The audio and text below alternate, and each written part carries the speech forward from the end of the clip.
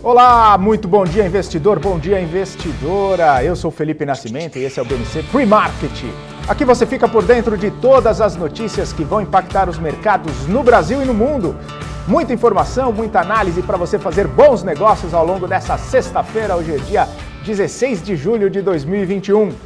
O dia começa com os mercados mornos, sem agendas movimentadas nessa sexta-feira. Os investidores seguem repercutindo os discursos do presidente do Banco Central americano, Jerome Powell, que falou na Câmara dos Representantes e também no Senado essa semana, reforçando a percepção do Fed de que a inflação é transitória, provocada pela conjuntura da economia em relação aí a toda essa crise do coronavírus. Powell também reforçou o posicionamento de que o Fed não vai cortar os estímulos tão cedo. São cerca de 120 bilhões de dólares todos os meses injetados na economia. Mas disse que o assunto pode ser tratado na próxima reunião do Fed, que acontece no mês de agosto. Lá fora, a variante Delta do coronavírus também está mexendo com os mercados. A possibilidade de novas restrições, novos lockdowns, traz cautela para as empresas e para os governos. A variante Delta tem mais transmissibilidade do que as demais variantes. No Brasil, os investidores ficam de olho nos desdobramentos da proposta de reforma tributária, porque governadores e prefeitos têm mostrado resistência em relação ao texto. Eles dizem que isso vai impactar bastante a arrecadação de estados e municípios. Eles pedem a rejeição total da proposta apresentada pelo deputado Celso Sabino nesta semana. E os senadores aprovaram ontem a Lei de Diretrizes Orçamentárias, a LDO, de 2022 por 40 votos a 33. O relatório traz as regras para a construção do orçamento do próximo ano e o texto já havia sido aprovado pela Câmara e segue agora para a sanção do presidente Jair Bolsonaro. Na mesma votação, só que feita de forma simbólica, os parlamentares também aprovaram um aumento no fundo eleitoral de 2 bilhões para quase 6 bilhões de reais e isso gerou aí uma grande discussão, um grande debate. Por aqui também a gente tem vencimento de opções, o que pode trazer certa volatilidade para a Bolsa nessa sexta-feira e a gente vai acompanhando todos os desdobramentos ao longo dessa sexta-feira. Quero trazer aqui o fechamento do mercado nessa quinta-feira. A Bolsa, depois de alguns pregões positivos, acabou fechando no patamar negativo de 0,73% aos 127.468 pontos. Nas mais altas, a gente teve Magazine Luiza subindo 3,44%, depois de fazer o anúncio da aquisição do KaBuM, ali por mais de 3 bilhões de reais. Magazine Luiza que chegou a subir mais de 6% ao longo do pregão e aí acabou fechando a quinta-feira no patamar positivo de 3,44%. Também tivemos Companhia Siderúrgica Nacional subindo naquela movimentação lá de um pouco de arrefecimento depois da fala do ministro Paulo Guedes falando sobre a questão das tarifas de importação de aço, possível congelamento de preços. E aí o mercado acabou ficando um pouquinho mais otimista em relação às siderúrgicas. Também tivemos Banco BTG subindo 1,8%, TOTUS subindo 1,58%. E nas mais baixas a gente teve ali uma pressão sobre o setor de turismo, a CVC caindo 3,53%.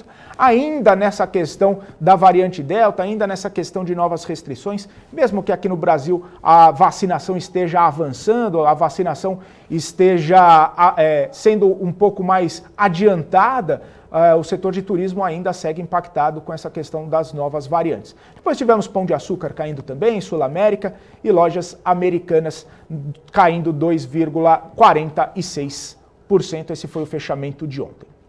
Ontem também a gente teve grande movimentação na Bolsa com a nova empresa que abriu capital. A Companhia Brasileira de Alumínio do Grupo Votorantim fechou seu primeiro pregão com alta de 6,16%, sendo negociada a R$ 11,89. Ao longo do dia, a empresa chegou a subir mais de 11%, mas deu uma arrefecida no fim do pregão. A Smart Fit, que abriu capital na quarta-feira, subiu mais um pregão consecutivo. Depois dos 34% do primeiro dia, a empresa fechou em alta de 3% nessa quinta-feira. E hoje seria o IPO da Intercement, mas a empresa adiou a abertura de capital por conta aí do cenário desfavorável. e nas próximas semanas a janela de IPOs também deve ser bastante movimentada. Bom, eu quero falar agora com o Marco Saravalli, que traz o tom do dia. Conta pra gente como é que tá a sua visão para essa sexta-feira, Marco Saravalli. Bom dia. Oi, Felipe, muito bom dia a todos acompanhando aqui as bolsas internacionais. A gente tem essa sinalização de um movimento positivo para essa sexta-feira, com as bolsas americanas em leve alta nesse começo da manhã. Agora também a gente precisa acompanhar, muito importante, os balanços corporativos, né? A gente tem poucas empresas que já divulgaram, mas principalmente com destaque ao setor financeiro, e os balanços têm vindo cerca aí entre 10% e 20% acima das projeções dos analistas, né?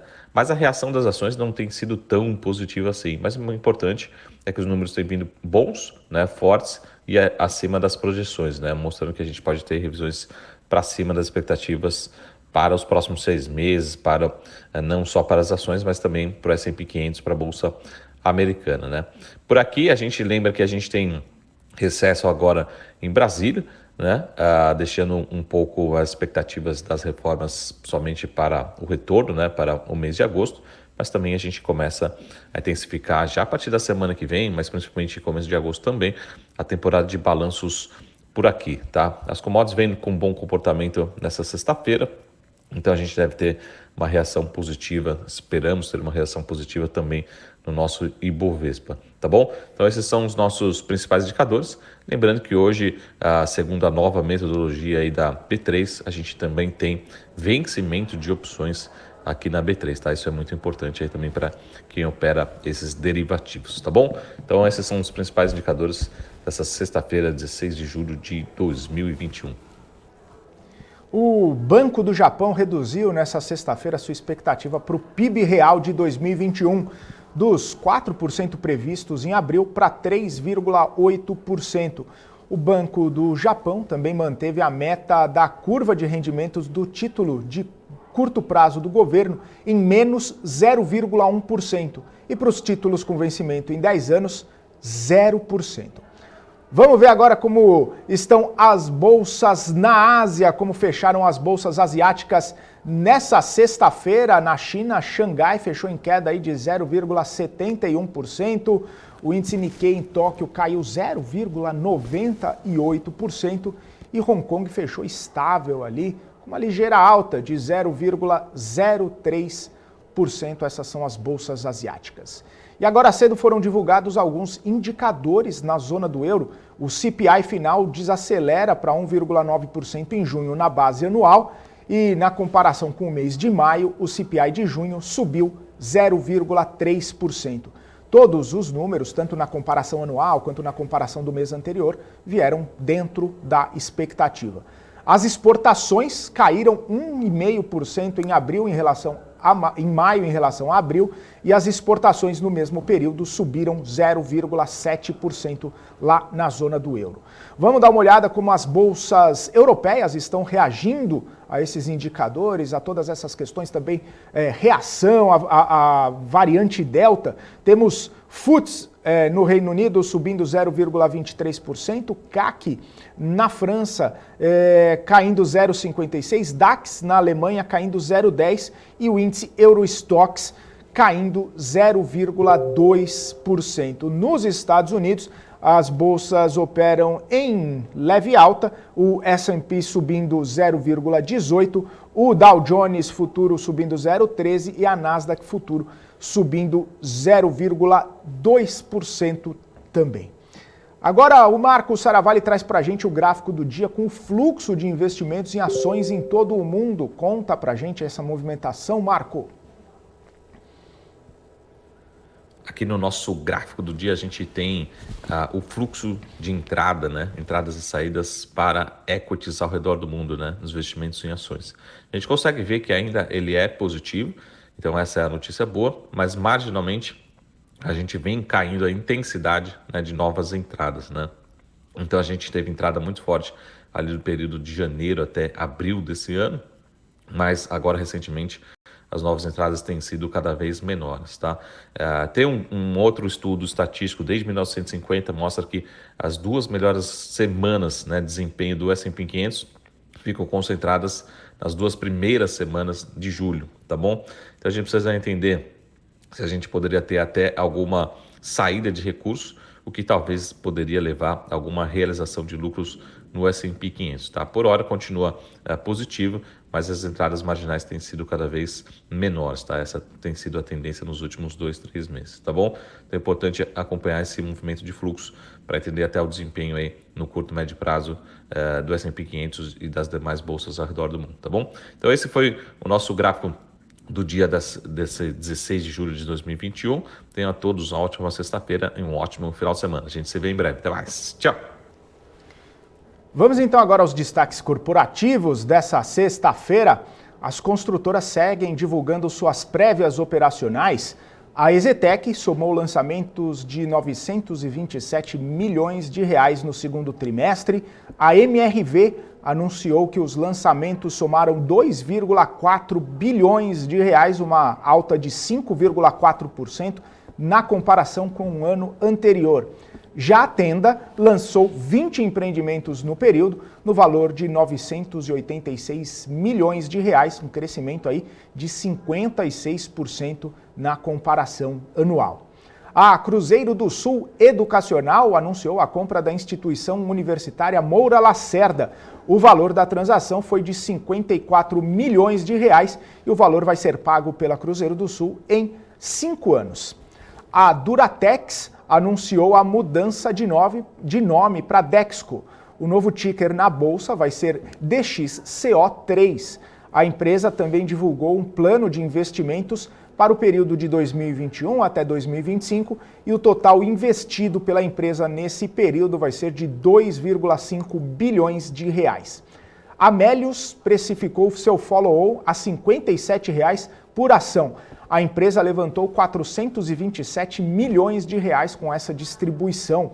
Os recursos vão ser utilizados para ampliação da fatia da empresa em marketplace e também serviços financeiros, além de potenciais aquisições de empresas consideradas estratégicas pela companhia.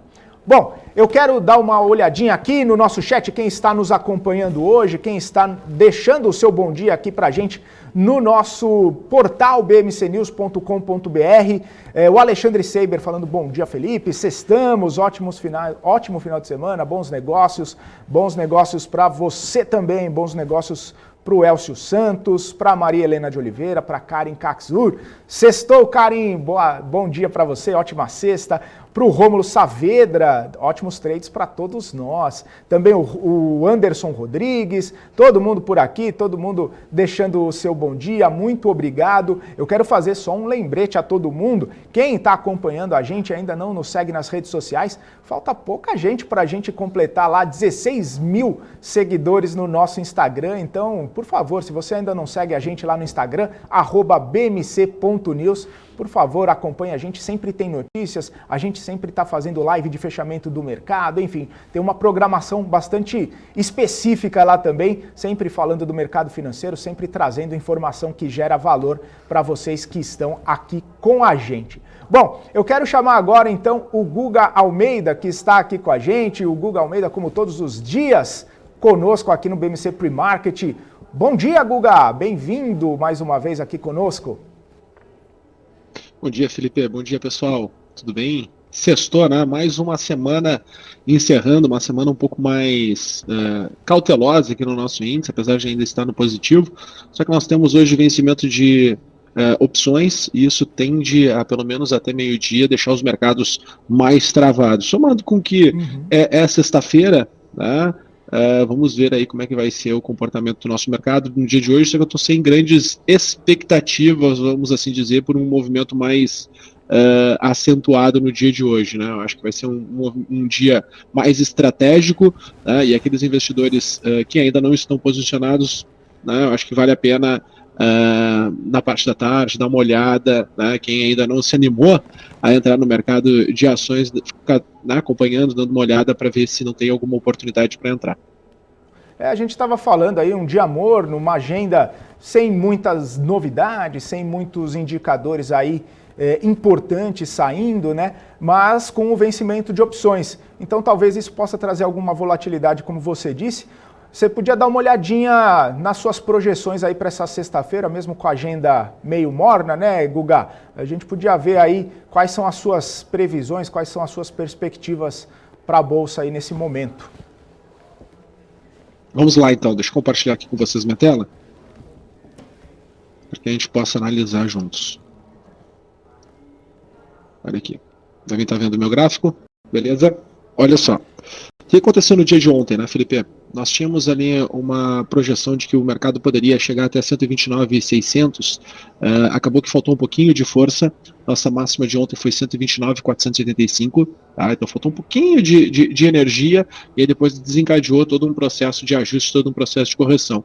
Eu já enxergava isso como possibilidade de acontecer, principalmente pelo comportamento que nós tivemos no nosso pregão de quarta-feira, tá? O pregão ali do dia, só para dar a data certinha, o dia 14 de julho. Tá? Então nós tínhamos aqui espaço sim para ter um pequeno alívio aqui do movimento do nosso Ibovespa. Quando a gente olha para o nosso futuro no dia de hoje, minha primeira projeção para alta era de vir buscar aqui 128.450, tá? Essa região de 128.450, aqui os investidores conseguem ver a quantidade de negócios, que nós tivemos em cada um desses níveis de preço do dia de hoje. Tá? A minha expectativa positiva, olha só que interessante, né? Ela não chega nem nas máximas do dia de ontem. Eu estou enxergando aqui, monitorando aqui, medindo o comportamento do mercado naquele movimento ali da parte da tarde, né? Ali depois das 13 horas até as 15 horas, aquela movimentação que nós tivemos de queda, que me traz, né, a minha amostragem para poder medir o que pode vir a acontecer de alta. Eu consigo enxergar que o mercado teria espaço para ir até 129, 100, por aí. Conversa muito bem com o contexto do dia de hoje, tá? Então, é um ambiente onde eu me sinto mais confortável em atuar, né, e projetar as movimentações do meu dia de hoje e construir todas as minhas estratégias dentro dessa tendência aqui intradiária, certo? Para uma movimentação negativa, Felipe, o que eu consigo enxergar é o mercado voltar aqui para os 127.500 e num pior dos cenários seria perder os 127 mil pontos, chegar aqui a 126.900 pontos, tá? Então, assim, o que eu consigo enxergar? Não tem um cenário, caso as coisas azedem no dia de hoje, nós não temos aqui um contexto, nós não temos aqui um cenário muito negativo que faça com que o preço das ações, né, tenha uma super desvalorização. Acho que a gente está nesse ambiente aqui um pouco mais, como eu tenho falado, né, saindo de uma situação de cautela, de pessimismo, passamos por uma situação de alívio e eu acho que o mercado ele tende a entrar numa situação otimista. Eu percebo muito no tom, né, das narrativas dos principais analistas do mercado, que as expectativas para o segundo semestre são altas, as expectativas do segundo semestre são altas, o que traz, né, esse tom mais otimista para dentro do comportamento dos mercados. Entendi. Ô Guga, a gente estava falando aí, né, dessa questão de algumas empresas, né, divulgando prévias operacionais, principalmente ali as construtoras. Queria dar uma olhadinha contigo em algumas delas aí para a gente ver essas perspectivas, principalmente aquelas que trouxeram resultados mais interessantes do que no ano passado, né? Com crescimento de lançamento, crescimento de receita, enfim. Eu separei duas aqui para a gente dar uma olhadinha, na EZTEC e na MRV, por favor. Vamos lá, então. Compartilhar aqui a tela, um minutinho. São muitas telas simultâneas aqui, às vezes me atrapalha um pouquinho. Bom, vamos lá. Começando aqui por EZTEC, tá? De fato, eu gosto do momento aqui de EZTEC. O que eu vou olhar primeiro, Felipe? Eu vou olhar primeiro aqui o meu pior cenário para a EZTEC. Ou seja, se por um acaso a tendência que nós estamos vendo de baixa da EZTEC, querendo ou não, ela vem numa tendência de baixa, nós tivemos aqui toda essa movimentação negativa no ano passado, e aí depois tivemos o nosso ciclo de alta, e aí não sei se vocês conseguem enxergar, acredito que sim, né? Mas aqui nós temos o quê? Um comportamento em M. Né? Nós temos aqui um comportamento em M. Ok? Então, o que é esse comportamento em M? Né? Eu tenho aqui um ciclo inteiro de baixa fechado, encerrado. Então, eu tenho uma grande janela para a EZTEC começar a se desenvolver para cima novamente. Tá? Então, o que eu vou analisar? Olha, o que pode acontecer aqui, nesse contexto aqui ainda? Tá? O que sem olhar no início para percentuais, né? Mas simplesmente só para preço. O que eu posso ter aqui de pior cenário? Bom, o que eu posso ter de pior cenário é o mercado, tá, desenvolver, continuar aqui nessa movimentação deste M. O que acontece? Nesse nível de preço aqui, a EZTEC, ela corrigiu 90% praticamente de toda essa alta. Tá? Então a gente teve aqui a correção de 90% de toda essa alta, tivemos aqui algumas sinalizações, né, de divergência de que, de fato, a EZTEC poderia continuar a movimentação de alta. Né? Então, bom, uma vez que aqui está 88,6 e eu estou numa tendência de baixa, uma estrutura que fecharia um ciclo todo de baixa, né, que seria uma estrutura de final de ciclo, que poderia dar um gatilho muito intenso para a EZTEC, seria a EZTEC voltar ainda lá para 27,70. Tá? Então, meu pior cenário seria a EZTEC cair para 27,70. Certo? Seria algo em torno de 10%. Tá, mas agora em positivo, né? Ok, entendi o que pode acontecer de negativo, mas o que pode acontecer de positivo? Bom, o que pode acontecer de positivo? Vou entender, vou interpretar, pegando a minha última movimentação de baixa que eu tive de EZTEC muito forte, que foi essa movimentação que nós tivemos aqui, que aconteceu, só quero pegar aqui as datas. Aconteceu entre o dia 17 de dezembro do ano passado e 11 de março desse ano. Tá? Então, 17 de dezembro de 2020 a 11 de março de 2021. Quando eu olho para esse cenário, eu consigo enxergar que o primeiro rally de alta de EZTEC é para 38, o segundo, né, havendo o que? Narrativas novas, o mercado olhando para o setor de construção civil com mais intensidade, né? Pô, querendo ou não, se a gente for olhar para a rua, né, a gente está com obra em todo o Brasil. Né? Tudo que é grande cidade está cheio de construção, está cheio de obra. Se tem alguma cidade aí grande, capital, que não está tendo construção, não está tendo obra, poxa, né, tem algo errado. O Brasil todo tá um canteiro de obras aí de construção civil. Então, se a gente parar para olhar, né, e cheio de projetos, se a gente parar para olhar, existe uma expectativa muito grande, então vai surgir essa narrativa ali na frente. Então, meu melhor cenário para a EZTEC seria ir para R$60, né, 61 reais. Então, se tu olha para cá, mesmo que tu tenha aqui um pior cenário cair 10%, o teu cenário ótimo é subir 100%. Então, pô, tu tem aqui uma relação de queda versus alta de 10 para 1.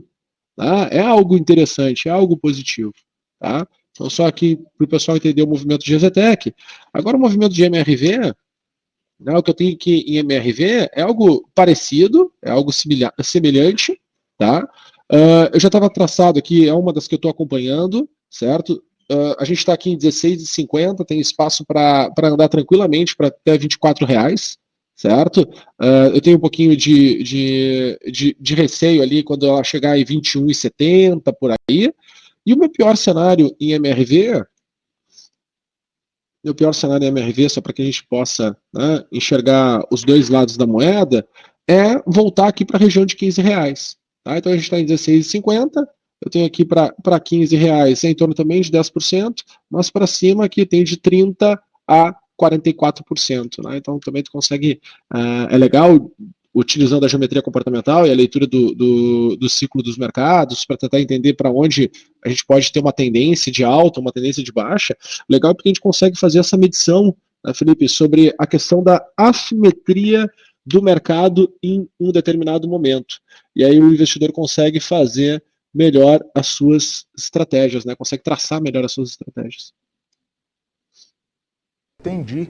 Ô Guga, eu estava dando uma olhadinha no nosso chat aqui, tem um pedido do nosso telespectador, queria saber se você poderia dar uma olhada. O Alexandre Cyber está falando o seguinte: Guga, bom dia, grande mestre, pode ver, dar uma olhadinha de PRIO, dar uma olhada qual a sua expectativa para esse case.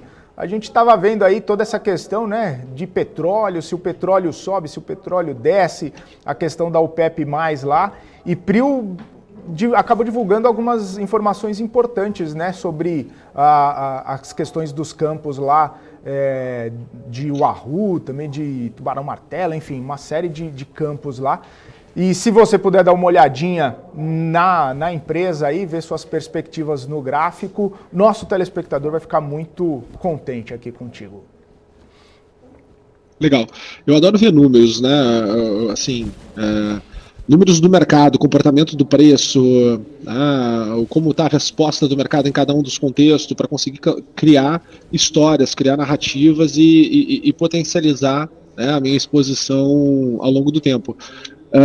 O case de petróleo, tá? De fato, a gente está num momento onde tá bem vocal esse tema do petróleo, tá? Eu continuo com o meu cenário base, petróleo ir para $100 o barril, e uma correção de curto prazo eu consigo enxergar um retorno para a região de $65, tá? Querendo ou não, tu sair de 76 e voltar para 65, tá? É uma queda relativamente grande, tá? Muda o posicionamento de muitos participantes, tá? Quando a gente olha, só para a gente entender, né, a questão da commodity, quando a gente olha para PRIO, tá, e obviamente a base, né, de toda a tese, ela é o movimento que nós tivemos ano passado, ela é um movimento que teve lá do dia 20 de fevereiro até 19 de março. Esse vai ser a base para a construção de toda a tese da alta, né, porque é ali que gerou a distorção do preço do mercado, né, ali que fez com que o mercado ficasse... a informação ficasse muito assimétrica, porque tinha muitos participantes, as pessoas elas tinham se convencido de que de fato o mundo iria desacelerar, que iria faltar liquidez, né? É engraçado que tu tem o início do ano o mundo achando que vai faltar liquidez, e aí tu tem o final do ano um problema de excesso de liquidez. Então tu imagina, né, a transformação que se tem na cabeça de todos os participantes e como é que tu dá vazão a todas essas ordens dentro das bolsas de valores. Então, por isso que a gente tem essas tendências do mercado, e o mercado não é linear como o mundo acadêmico gostaria de ver, ou o mundo da análise fundamentalista gostaria de traçar, né? Então, ele é muito dinâmico. As pessoas estão percebendo que ela é cada vez mais dinâmica, tanto que a análise quantitativa está muito forte, né? Quando a gente olha aqui para PRIO, o que eu tenho, né, aqui em PRIO? Bom, eu tenho uma região que é uma região bem importante, essa região de R$20,60, mas eu acredito que ainda não atingiu o estágio, né, e o nível de preço que de fato ela deveria deveria ter atingido, que é a região de R$30, né, ali 29 a R$30, tá? Eu acredito que essa movimentação ela tende a continuar para lá, certo? Só que tu tem que perceber, de cara, assim, cara, pô, está a R$19 para 29, você está falando aqui uma alta de 50%. Tá? Pô, é uma alta expressiva. É sinal de que, né, pô, ainda tem muita lenha para queimar, ainda tem muita vol aqui para ser vivenciada por parte dos mercados, certo? Eu acho que PRIO, ela tá se desenvolvendo muito bem, tá, nesse período todo de correção que começou no início de março, final de fevereiro. Então o PRIO está indo assim, ó, muito bem mesmo no mercado, tá? E aí eu tenho aqui, Felipe, que uma janela de correção que a gente possa vir a enfrentar é voltar aqui para casa dos R$18,20, né? Teria um pouquinho mais de queda, que acaba que incomoda muitos investidores, porque seria uma queda aqui mais ou menos ainda de 4%. Né? Então você tem ainda um espaço aqui para cair 4%, podendo cair um pouquinho mais, que seria, só para mostrar aqui para vocês, ó, de 4%, podendo, num cenário mais azedo, voltar para 16,45. Tá? Então esse aqui é o meu cenário de correção. E o meu cenário de alta é para ir para 29, e aí quem sabe também 56. Tá? Então assim, o que acontece? A intensidade da posição do investidor é que faz a diferença. O investidor tem que pensar o seguinte, olha, quanto eu quero crescer com o PRIO? Quero crescer 15% da minha carteira no ano. Bom, então eu vou colocar aqui minha projeção para 29. Quantas ações de PRIO eu deveria comprar? Né? Porque analisar só a empresa deixa um pouco fragilizado, porque imagina, você está a R$19, se vier algum cenário negativo de curto prazo, ela cai para 18, podendo num cenário muito negativo vir para 16,45. Qual seria um cenário muito negativo, Guga? Olha, desvalorização um pouco mais intensa da commodity faria com que muitos players do mercado tivessem que acionar sua redução de posição, e isso, num curto prazo, né, traria o preço para um patamar um pouco mais abaixo. O investidor ia ficar, né, incomodado e tudo mais. Então, é muito importante equalizar, né, os teus objetivos de crescimento ao longo do ano com as oportunidades do mercado, porque senão a coisa fica fica bagunçada na cabeça do investidor. Né? E aí quem consegue aprender a fazer essa equalização, surfa os movimentos do mercado de forma saudável. E é isso que tem que ser, né? Surfar de forma saudável. E equalizar é bem simples, tá, Felipe? O investidor não precisa passar o dia todo na frente do computador, tu gastando ali 15, 20 minutos por dia, tu consegue fazer de forma muito simples todas essas continhas. Sensacional, Guga, muito bom. Eu quero agradecer aí você, o Anderson falando assim, ó, bons negócios e sexta com cautela, hein, para não devolver os ganhos da semana nessa sexta-feira de maldade. O investidor tem que ficar de olho aí, hein, Guga, em toda essa volatilidade aí. Mas, como já alertamos e você bem falou, o investidor tem que ficar de olho aí nesses movimentos, tomar cuidado também com a volatilidade no vencimento das opções e... boa sexta, né, Guga? Ótimos negócios aí para todo mundo, com pé no chão. Isso aí, bastante sobriedade hoje, bastante pé no chão, ótimos negócios para quem ainda está fazendo negócio nessa sexta-feira e um ótimo descanso no final de semana. Né? Aproveitem aí com a família, é bom o final de semana para equilibrar as outras áreas da nossa vida. Abraço, tchau, tchau, obrigado. Falou, Guga, recarregue as energias e segunda-feira estamos... Um abração para você, bom fim de semana. É isso aí, pessoal. Seguimos aqui no BMC Pre-Market. Eu quero só deixar o meu abraço aqui a todo mundo que está nos acompanhando. O Jonas Silva, o Thiago, o Daniel Morales, a Débora, que está por aqui também, o Valmir, o Emerson Duarte, o Emerson Fernandes, o Rogério Franks. E, enfim, todo mundo que está aqui conosco no nosso portal. O Alexandre, obrigado de coração mesmo. Legal, Alexandre. A gente que agradece aí sua audiência todos os dias com a gente aqui. Muito bacana poder contar contigo aqui. Bom, eu vou ficando por aqui. Vocês fiquem agora com o BMC News, hoje comandado pela Débora Oliveira. E eu volto na segunda-feira a partir das 9 horas da manhã com o nosso BMC Pre-Market. Forte abraço a todos, ótimos negócios nessa sexta-feira, bom fim de semana. Tchau, tchau!